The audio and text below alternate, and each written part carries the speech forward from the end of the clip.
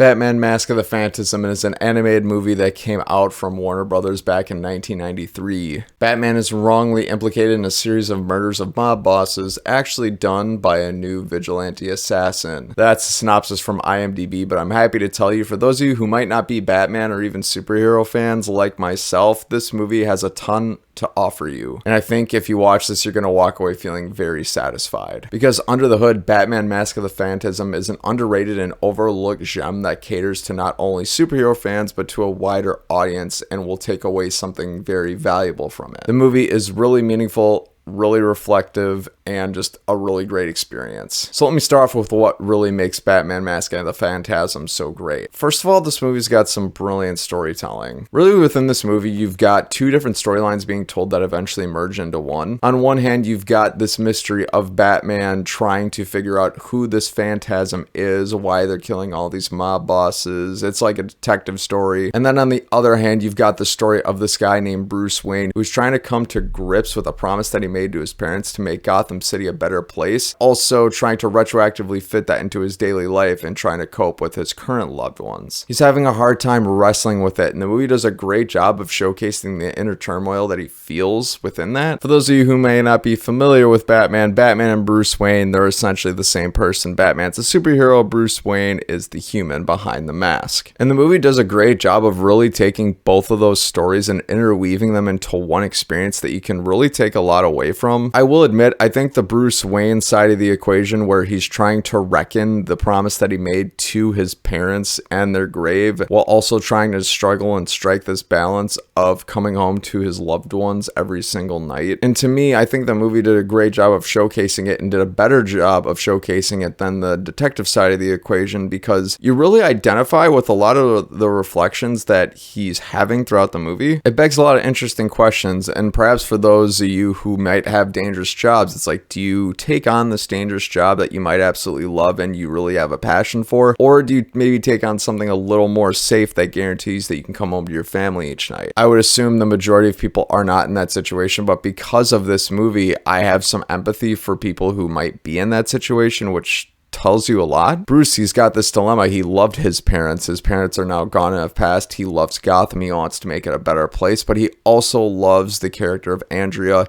and wants to come home and spend his life with her. As a human, how do you grapple that impossible choice? And fundamentally, at its core, the movie does a great job of exploring that, and it really makes the experience something to behold. I still think the Phantasm detective side of the equation is still told well here, just not as well as the Bruce Wayne side of things. I didn't really know who Phantasm was up until the very end of the movie, so I think the movie did a great job of keeping at least me guessing, and will probably keep a general audience guessing. The action set pieces that come with that are quite fun by and large. A lot of the thrills and a lot of the logic that's coming behind Batman and trying to figure out who this person is also pretty intriguing. It'll satiate the superhero detective comic book fan in you, while also satiating the human side of you, which come together to make for brilliant storytelling. Additionally, I enjoyed the fact that this movie had what I'd call no required reading. Essentially what that means, if you have never read the Batman Mask of the Phantasm comic, or know if even one exists, I'm not sure if one exists, or if you came into this movie knowing nothing about superheroes or Batman, you'll have no problem in still following this movie, which to me I think is important for any movie. Even if you don't like Batman, I'd still recommend that you see this movie and enjoy it. Additionally, I really enjoyed the pacing and the efficiency of this movie. The runtime is 1 hour 15 minutes, and it still feels like a complete story is told from beginning to end. There's no gaps. There's one cliffhanger which is forgivable, and I can't give it away because spoilers, but it does a great job of introducing all the important characters throughout the movie, going through their stories, and then having something for all of them to take away by the time the movie ends. The story wastes no time. It is complete, it is succinct, and it really makes the most of its 1 hour and 15 minutes. And now you've already heard me gush about the brilliant storytelling for about 5 minutes at this point, but I do want to say within that there does come with some solid writing. Without excellent writing, you can't tell excellent stories, and I think this movie's writing and its storytelling both come into one. Heck, some of you might even argue that they're one of the same. But again, the fact that the movie was able to keep who the Phantasm was under wraps up until the very end, for my experience, I thought it was quite impressive. In the way it's got to essentially tell two stories at one time and try to interweave them without making them feel like two two movies. That's not an easy thing to do, and it's a critique I often have for movies. But I think Mask of the Phantasm really strikes that balance well and keeps it from feeling like two separate experiences. You really feel like you get one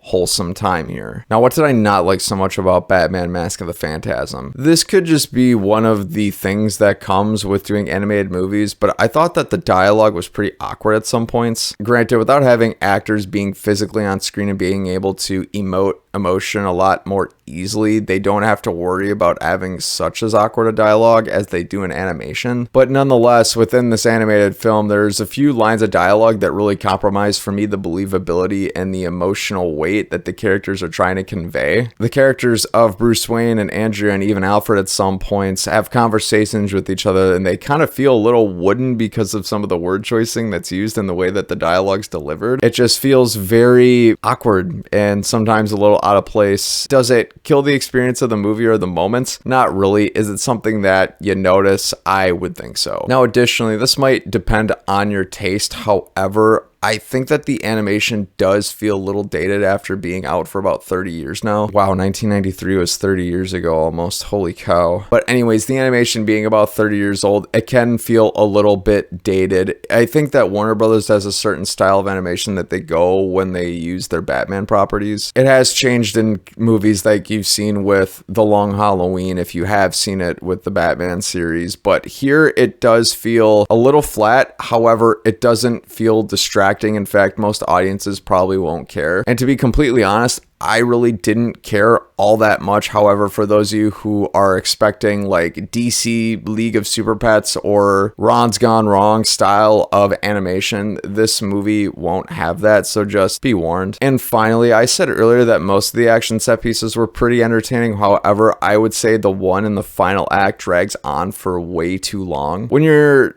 trying to get to the conclusion of this movie and seeing how it all wraps up, it felt like the action set piece just kind of got in the way of the movie getting to its natural conclusion. If the action set piece was maybe cut in half to just be a couple of minutes rather than the 5 to 10 minutes it felt like it was, I think the movie would have been a little bit smoother toward the end. But I just found the action set piece kept going and going. It didn't really stop, and I got a little bored of it by the time it all wrapped up. So friends, I'm gonna have to give Batman Mask of the Phantasm an 8 out of 10. I would recommend that anybody go and watch it. It's an underrated and overlooked gem that I think you'll enjoy and remember for quite a long time. I know I absolutely will. Thank you so much for watching another movie review. If you like this video, I'd be honored if you consider clicking the like button, clicking these end cards up above, or the links down in the description below for your viewing pleasure. Once again, I'm Bryce, and until next time, have a great day.